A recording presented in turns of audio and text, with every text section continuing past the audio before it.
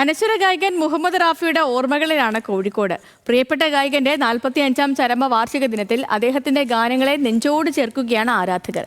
മുഹമ്മദ് റാഫി കേരളത്തിൽ ആദ്യമായി വന്ന് പാടിയ പ്രധാന ഇടങ്ങളിൽ ഒന്നുകൂടിയാണ് നമ്മുടെ കോഴിക്കോട്.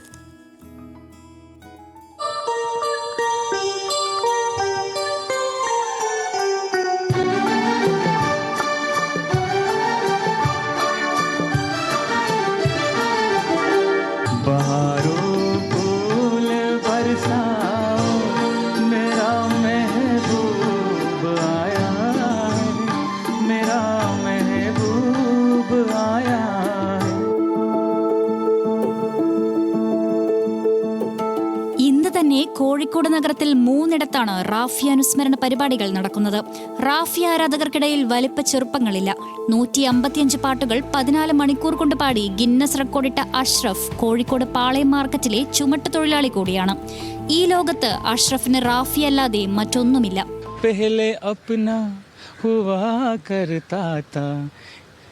अब किसी का हो गया एक हंसी शाम को दिल मेरा हो गया. ചെറുപ്പം മുതലേ റഫി സാബിനുള്ള ആരാധന അതുകൊണ്ട് റഫി സാബിൻ്റെ പാട്ടുകൾ ഇങ്ങനെ നന്നായി കേൾക്കും. പിന്നെ അത് പാടാൻ തുടങ്ങി. പിന്നെ അങ്ങനെ എന്താ പറയുക, പ്രൊഫഷണലായിട്ട് അത് എടുക്കണം തോന്നി. അപ്പോൾ അതിൻ്റെ ആ ഒരു ഭാഗമായിട്ടാണ് ഇപ്പോൾ ഒരു വലിയ പ്രോഗ്രാമുകളൊക്കെ ചെയ്തത്. കേരളത്തിന് പുറത്തുനിന്നും നിരവധി പാട്ടുകാർ മുഹമ്മദ് റാഫി അനുസ്മരണ പരിപാടികളിൽ പങ്കെടുക്കുന്നുണ്ട്.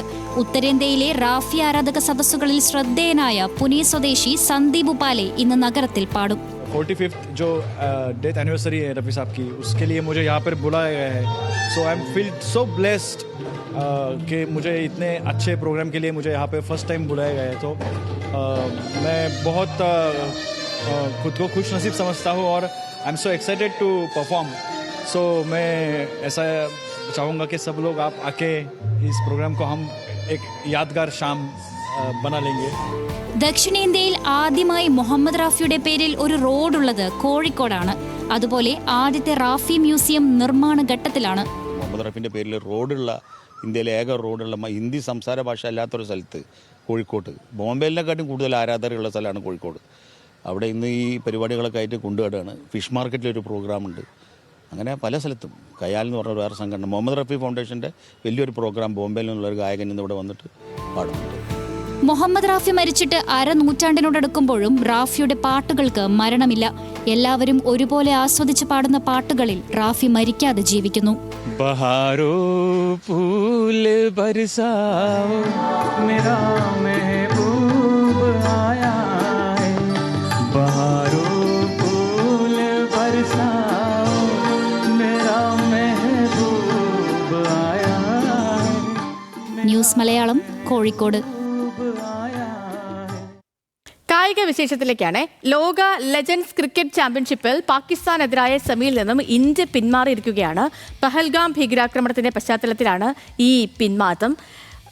സെമിയിൽ കളിക്കാനില്ലെന്ന് ഇന്ത്യൻ താരങ്ങൾ നിലപാടെടുക്കുകയായിരുന്നു. ഇന്ത്യ പിന്മാറിയതോടെ പാകിസ്ഥാൻ ഫൈനലിലേക്കും എത്തിയിട്ടുണ്ട്. മനീഷ് ഐഷ മാത്യുവാണ് സ്പോർട്സ് ഡെസ്കിൽ നിന്നുമായി ബന്ധപ്പെട്ടുള്ള വിശദാംശങ്ങളുമായി നമുക്കൊപ്പം ചേർന്നത്. Manish, good morning. ഈ പറഞ്ഞ പോലെ പെഹൽഗാം ഭീകരാക്രമണത്തിന്റെ പശ്ചാത്തലത്തിൽ നേരത്തെ തന്നെ പല താരങ്ങളും, മുതിർന്ന താരങ്ങൾ അടക്കം ഇന്ത്യ ഈ മത്സരത്തിൽ നിന്നും പിന്മാറണമെന്ന നിലപാടുമായിട്ടൊക്കെ രംഗത്തെത്തിയതാണ്.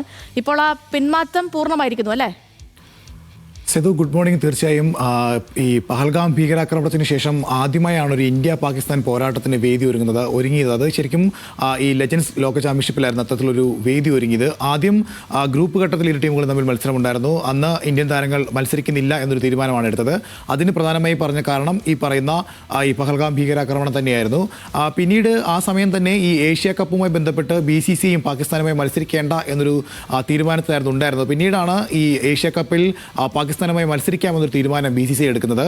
അതിന് പിന്നാലെ ഈ ലെജൻഡ്സ് ക്രിക്കറ്റ് ലോക ചാമ്പ്യൻഷിപ്പിലും ഇന്ത്യ പാകിസ്ഥാനെതിരെ മത്സരിക്കും എന്നായിരുന്നു കരുതിയിരുന്നത്. അങ്ങനെ സെമിയിലേക്ക് ഇന്ത്യ വെസ്റ്റ് ഇൻഡീസിനെ തോൽപ്പിച്ച് യോഗ്യത നേടുന്നു. പാകിസ്ഥാനാണെങ്കിൽ ഗ്രൂപ്പ് ഘട്ടത്തിൽ 1ാം സ്ഥാനക്കാരായി സെമി ഫൈനലിൽ എത്തുന്നു. അങ്ങനെ പാകിസ്ഥാനും ഇന്ത്യയും തമ്മിലൊരു പോരാട്ടം വീണ്ടും എത്തുമെന്നുള്ളൊരു പ്രതീക്ഷയിലായിരുന്നു ആരാധകർ. പക്ഷേ ഇതുമായി സംബന്ധിച്ച് വലിയ രീതിയിലുള്ള വിവാദങ്ങൾ ഇതിന് പിന്നാലെ ഉടലെടുത്തു. പ്രത്യേകിച്ച് ഈ മത്സരത്തിൻ്റെ സ്പോൺസർമാർ പിൻവാങ്ങുകയാണ് ഉണ്ടായത്. അവർ പറഞ്ഞത് ഭീകരപ്രവർത്തനം രക്ഷാപ്രവർത്തനവും അതുപോലെ തന്നെ കായികവും കൂടെ ഒരുമിച്ച് കൊണ്ടുപോകാൻ കഴിയില്ല. അതുകൊണ്ട് തന്നെ പാകിസ്ഥാനുമായുള്ള മത്സരത്തിൽ സ്പോൺസർഷിപ്പിന് തയ്യാറല്ല എന്ന് പറഞ്ഞാണ് ഈസ്മൈ ട്രിപ്പ് എന്ന് പറയുന്ന കമ്പനി സ്പോൺസർഷിപ്പിൽ നിന്ന് പിൻവാങ്ങുന്നത്. അപ്പോഴും ഇന്ത്യൻ ടീം പിൻവാങ്ങുമെന്നുള്ള കാര്യത്തിൽ ഒരു സ്ഥിരീകരണം ഉണ്ടായിരുന്നില്ല. പിന്നാലെ വലിയ രീതിയിലുള്ള വിവാദങ്ങൾ ഉടലെടുക്കുന്നു.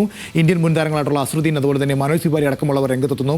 ഇന്ത്യ ഈ മത്സരത്തിൽ നിന്ന് പിൻവാങ്ങിയേ മതിയാവൂ. ഈ പഹൽഗാം ഭീകരാക്രമണത്തിന്റെ പശ്ചാത്തലത്തിൽ ഇന്ത്യ പാകിസ്ഥാനുമായി ഇനി ഒരു മത്സരം കളിക്കാൻ പാടില്ല എന്നുള്ള തരത്തിലേക്ക് വലിയ ചർച്ചകളൊക്കെ ഉണ്ടാകുന്നു. പിന്നാലെയാണ് ഇന്നലെ രാത്രി ഇന്ത്യൻ ടീമിന്റെ പ്രഖ്യാപനം എത്തുന്നത്. ഇന്ത്യൻ താരങ്ങൾ ആരും തന്നെ ഈ പാകിസ്ഥാനുമായിട്ടുള്ള സെമി ഫൈനൽ കളിക്കാൻ തയ്യാറല്ല എന്നുള്ള കാര്യം അറിയിക്കുകയായിരുന്നു. അതോടെ തന്നെ ഇന്ത്യ മത്സരത്തിൽ പിൻവാങ്ങിയോടെ തന്നെ പാകിസ്ഥാൻ ഫൈനലിലേക്ക് മുന്നേറിയിട്ടുമുണ്ട്. എന്തായാലും ഈ ഒരു പഹൽഗാം ഭീകരാക്രമണവുമായി ബന്ധപ്പെട്ട് ഇന്ത്യ പാക് പോരാട്ടം അത് ഇനിയും നീളുന്നൊരു സാഹചര്യമാണ്. ഇതുമായി ബന്ധപ്പെട്ട് രണ്ട് തരത്തിലുള്ള ചർച്ചകളാണ് സമൂഹ മാധ്യമങ്ങളിൽ അടക്കം ഉണ്ടാകുന്നത്. ഒന്ന്, ഈ സ്പോർട്സുമായി ബന്ധപ്പെട്ട് പാകിസ്ഥാനുമായി ഒരു തരത്തിലും സഹകരിക്കേണ്ട ആവശ്യമില്ല എന്നുള്ളതാണ് ഒരുപക്ഷം ആളുകൾ പറയുന്നത്. ഈ ഭീകരാക്രമണം നടത്തിയതിൽ പാകിസ്ഥാന്റെ പങ്ക് അടക്കം കേന്ദ്ര സർക്കാർ ചൂണ്ടിക്കാണിക്കുന്ന സാഹചര്യത്തിൽ പാകിസ്ഥാനുമായി ഒരു തരത്തിലുള്ള സൗഹൃദവും ചങ്ങാത്തവും പാടില്ല എന്നുള്ളതാണ് ഒരു വിഭാഗം പറയുന്നത്. പക്ഷേ അപ്പോഴും മറ്റൊരു വിഭാഗം പറയുന്നത് ഇതൊരു കായിക വിനോദമാണ്. അപ്പോൾ ഈ കായികത്തിലേക്ക് ഈ രാഷ്ട്രീയം കൊണ്ടുവരേണ്ടത് ഒരു സാഹചര്യമില്ല. അതുകൊണ്ട് തന്നെ അത്തരത്തിലുള്ള ബഹിഷ്കരണങ്ങളൊന്നും ഉണ്ടാവാൻ പാടില്ല എന്ന് വാദിക്കുന്ന മറ്റൊരു വിഭാഗമുണ്ട്. ഇതിൽ മറ്റൊരു പ്രധാന കാര്യം എന്ന് പറയുന്നത് BCCI ഇതുവരെ ഔദ്യോഗികമായി പാകിസ്ഥാനെ ബഹിഷ്കരിക്കുന്ന